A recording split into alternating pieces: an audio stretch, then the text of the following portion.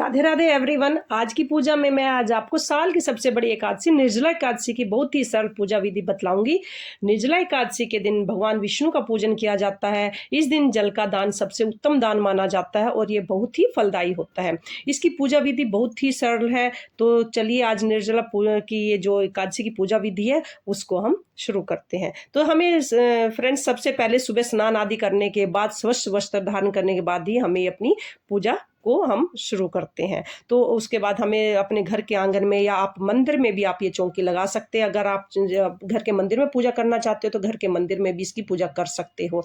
तो मैंने अपने घर के आंगन में चौकी लगा दी है और चौकी लगाने के बाद इसके ऊपर पीले रंग का वस्त्र मैंने यहाँ पर बिछा दिया है, क्योंकि भगवान विष्णु को पीले रंग का वस्त्र अति प्रिय है। तो इसलिए यहाँ पर मैंने अपनी चौकी पर पीले रंग का कपड़ा बिछा दिया है।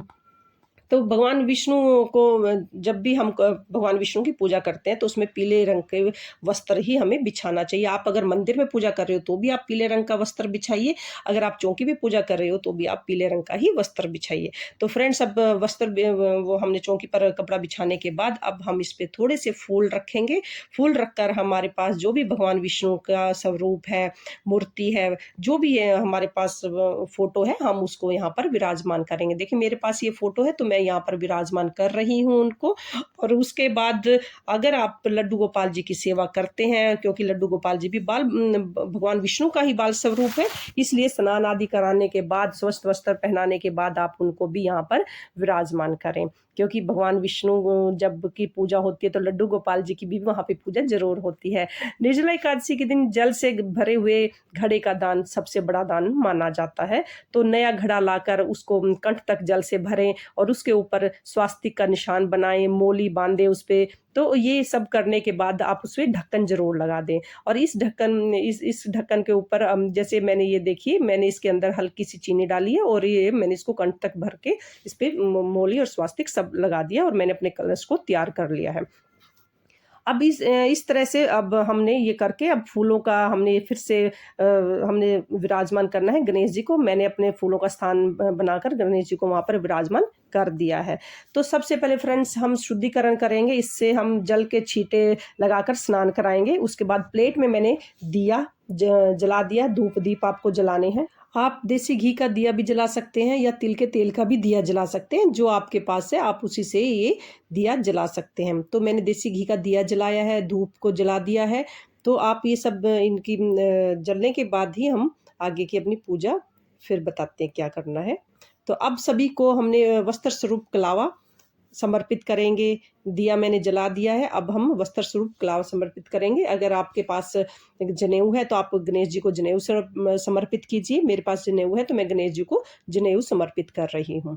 तो अब गणेश जी को जनेऊ समर्पित करने के बाद भगवान विष्णु को भी हम कलावा समर्पित करेंगे। और लड्डू गोपाल जी को तो मैंने पहले ही वस्त्र समर्पित कर चुकी हूँ। उनको स्वस्थ वस्त्र पहनाकर उनका श्रृंगार करने के बाद ही मैंने उनको यहाँ पर विराजमान किया है। तो मैंने भगवान विष्णु को कलावा समर्पित कर दिया है। तो अब फ्रेंड्स, एकादशी को आप सबको चंदन का तिलक लगाएंगे या आप हल्दी का तिलक लगाएंगे। अगर चंदन नहीं है तो आप हल्दी का तिलक भी लगा सकते हैं।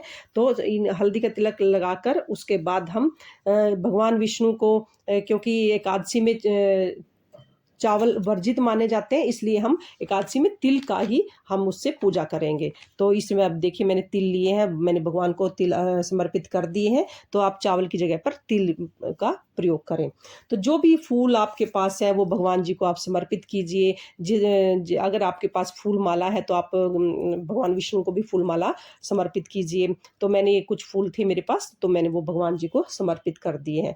निर्जला एकादशी पर बहुत ज़्यादा गर्मी होती है तो जल के साथ साथ हाथ से करने वाले पंखे का भी दान जरूर करना चाहिए, जिसको हम पंखा, ये जो हाथ से झोलने वाला होता है ना, ये पंखा हम इसको दान करना जरूर माना जाता है। और कुछ हम मौसमी फल होते हैं जैसे ये आम, सेब, केला, खरबूजा, तरबूज, जो भी खीरा, ककड़ी, ये चीज़ें का भी दान करना चाहिए। भगवान विष्णु को तुलसी का भोग जरूर लगाएं, क्योंकि भगवान विष्णु को के व्रत में हम अन्न का, एकादशी में अन्न का को ग्रहण नहीं करते हैं, तो इसमें हमें तुलसी का भोग लगाना चाहिए। और इसमें हमें अब अन्न की जगह पर आप दूध या दूध से बनी हुई चीज़ों का भोग लगाएं। मैंने चीनी से भोग लगाया है, तो आप चीनी से भी भोग लगा सकते हैं और तुलसी उस पर जरूर अर्पित करनी चाहिए।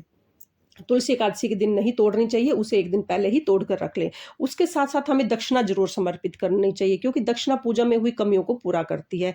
उसके बाद धूप-दीप से भगवान विष्णु का पूजन करें और फिर हम कथा सुनेंगे। तो कथा सुनने के लिए हमें सीधे 1 लोटा जल का लेकर और सीधे हाथ में फूल लेकर हम भगवान विष्णु की जो निर्जला एकादशी की जो कथा होती है, वो हम सुनेंगे। तो निर्जला एकादशी की व्रत की कथा मेरे वीडियो पर भी मैंने अपलोड की हुई है अपने चैनल पर, तो आप उसकी वीडियो आपको मिल जाएगी, आप वो उससे भी कथा सुन सकते हैं। और जैसे ही हमारी कथा आप सुन लेंगे, तो उसके बाद आप जो आपके हाथ में फूल है, वो भगवान विष्णु के चरणों में समर्पित कर देंगे। इस तरह से हमारी निर्जला एकादशी की कथा पूर्ण हो जाती है। कथा सुनने के बाद हमें आरती करनी है, आप चाहे तो कपूर से भी आरती कर सकते हैं, या जो दिया हमने जलाया है उससे भी आप आरती कर सकते हैं। पहले गणेश जी की आरती करेंगे, फिर भगवान विष्णु जी की आरती करेंगे। आरती करने के बाद भगवान विष्णु से हाथ जोड़कर प्रार्थना करेंगे और अपनी पूजा में रही कमियों के लिए क्षमा याचना करेंगे और अपनी मनोकामना पूरी करने के लिए भगवान से प्रार्थना करेंगे। और जो हमने जो जल का लोटा लिया था, उसको हम सूर्य को जल चढ़ा देंगे। इस तरह से निर्जला एकादशी की जो पूजा होती है वो संपन्न हो जाती है। और हमें सूर्य को अर्घ देने के बाद जो हमारा जो ये भोग प्रसाद है जो हमने चढ़ाया है, जैसे दक्षिणा, चीनी, फल, कलश, ये सभी चीज़ें हमें मिनस कर इसको हमें 7 बार मिनस कर हमें मंदिर में दान करनी है। और ये इसमें जल का दान ज़रूर होना चाहिए, क्योंकि निर्जला एकादशी पर कोई दान करे या ना करे, लेकिन जल का दान सबसे उत्तम दान माना जाता है, तो ये आपको ज़रूर करना है। फ्रेंड्स, निर्जला एकादशी पर व्रत 2 तरीके से किया जाता है। कुछ लोग तो बिल्कुल निर्जल रहकर व्रत करते हैं, उसमें वो एक बस गंगा जल की 2-3 बूंदें ही लेते हैं। लेकिन अगर आप ऐसे नहीं कर सकते हो, तो आप पूजा करने के बाद आप जल ग्रहण कर सकते हैं और उसके बाद ये भगवान की पूजा करने के बाद आप जल-पान ग्रहण कर सकते हो। तो कुछ लोग तो निर्जला एकादशी पर प्याऊ लगाते हैं, भंडारा करवाते हैं, जल पिलाते हैं। इतना न भी कर सके तो घड़े का दान आप ज़रूर करें। फ्रेंड्स, आपको मेरी छोटी-सी वीडियो पसंद आए तो मेरे चैनल को लाइक ज़रूर करें और चैनल को सब्सक्राइब करें। और हम नेक्स्ट वीडियो में मिलते हैं। राधे राधे।